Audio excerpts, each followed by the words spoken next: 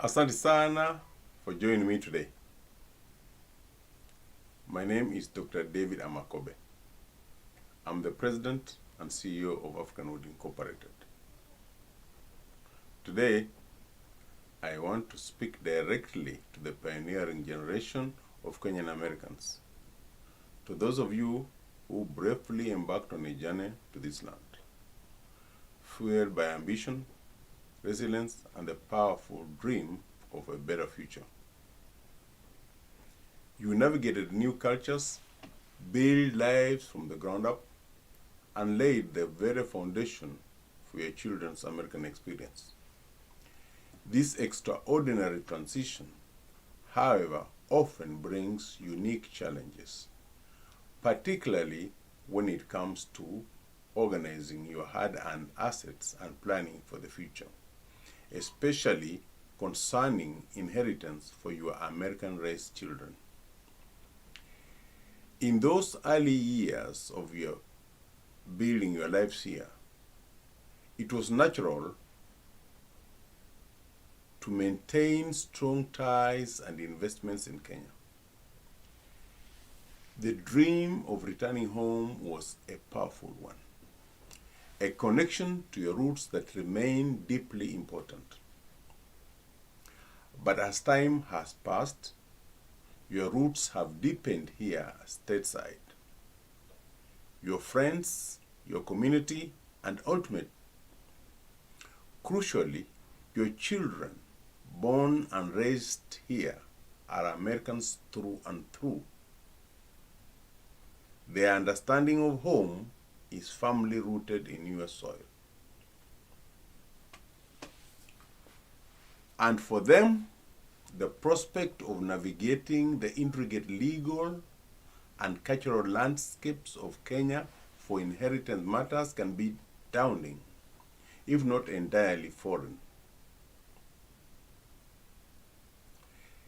The reality is that the legal and cultural systems in Kenya, while familiar to you, can present significant hurdles for your American-born children. The complexities of land ownership, probate laws, and cultural nuances can become an overwhelming burden, potentially jeopardizing the very wealth you worked so hard to build and pass on. But there is a clear path forward. Recognizing these unique challenges, African Wood Incorporated, a Delaware-based corporation, offers specialized solutions designed to bridge this generation gap. We understand the emotional and practical complexities faced by retiring first-generation Kenyan Americans. Our mission is to help you streamline your assets and ensure a smooth and secure transfer of wealth to your American children. Our approach involves a strategic three-step process. First, we assist you in establishing a new company right here in the United States. We provide you a choice between registers. You can incorporate in the Delaware register, you can incorporate in the Texas, you can incorporate in Maryland, or you can incorporate in Pennsylvania. This provides a familiar legal framework for your American children to understand and manage. Second, we then facilitate the registration of a US-based company in Kenya, establishing its legal standing to own assets there. And finally, we guide you through the process of legally selling your existing Kenyan assets to your newly formed American company. Simplified inheritance. Your Kenyan assets become officially foreign-owned assets under a US corporate structure understandable to your American children, making inheritance straightforward and clear. Secondly, securitization potential. These assets can be securitized and potentially sold in currencies familiar to your beneficiaries, simplifying financial management. You may have bought houses, bought land, inherited land from your father, from your family, or bought houses, built, but we cannot force our children to love the things we loved. They cannot relate to the land in Kakamega or in Laikipia or in Narok or Kajiado. They cannot relate to it. But they can relate to a company that owns land there. They can do something about it. So, you put it in a company that they can understand, manage, and they have managers to manage for you. Thirdly, preserving generational wealth. You ensure that the wealth you have accumulated and passed on without the significant legal and cultural hurdles of navigating the Kenyan system directly. And finally, peace of mind. You gain the comfort of knowing that your children will not be lost in the complexities of a foreign legal system, allowing them to focus on their lives here in America.